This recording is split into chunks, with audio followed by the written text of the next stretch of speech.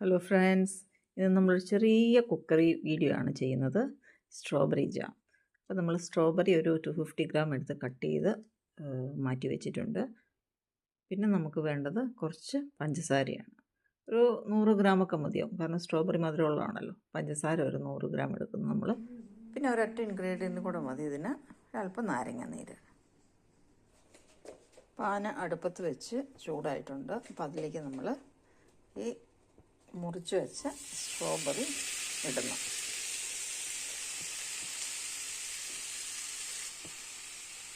Strawberry നമ്മൾ ഇട്ടിട്ട് അതൊന്ന് ഇളക്കി കൊടുക്കണം.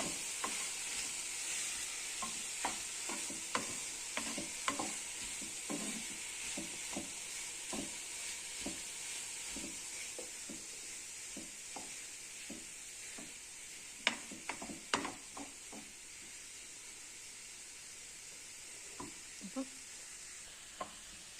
ഇതിൻ്റെ കൂടെ തന്നെ നമുക്ക് ഏകദേശം ഒരു 100 ഗ്രാം മതിയാവും പഞ്ചസാരയും കൂടെ ഇട്ട് കൊടുത്ത് നല്ലവണ്ണം ഇളക്കണം.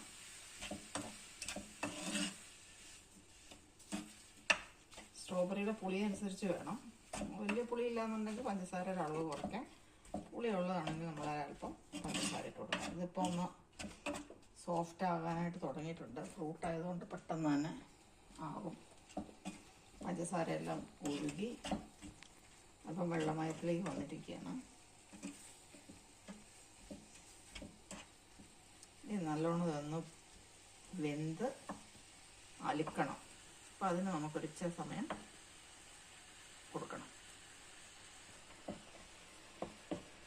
ഇത് സ്ട്രോബെറി എല്ലാം ഒരുവിധം ഒന്ന് വെന്ത് വരുന്നുണ്ട്. കുറച്ചുകൂടെ ഒന്ന് ഉടയണം. വലിയ അട്ടകളില്ലാതെ ഉടയത്തക്ക രീതിയിലൊന്ന് വേകണം. മാത്രമല്ല നമുക്ക് ഈ വെള്ളം ഒന്ന് അല്പം വറ്റി കിട്ടണം. അപ്പോൾ അതുപോലെ നമുക്ക് വെയിറ്റ് ചെയ്യാം.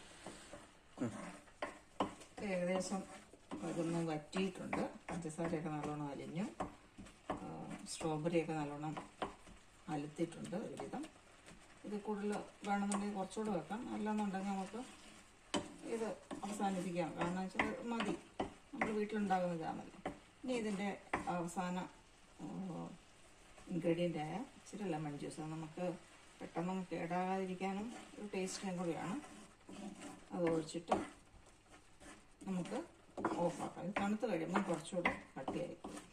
അതിന് നമുക്കൊരു നല്ലോണം ഉണങ്ങിയ ഒരു കുപ്പിക്കകത്തോട്ട് ഇട്ടിട്ട് അടച്ച് വെച്ചാൽ മതി. കുറച്ച് ദിവസമൊക്കെ ഫ്രിഡ്ജിൽ ഇട്ടുന്നുള്ളൂ, ഒരുപാട് കാലമൊന്നും ഇരിക്കത്തില്ലെങ്കിലും നമുക്ക് വീട്ടിലുണ്ടാക്കി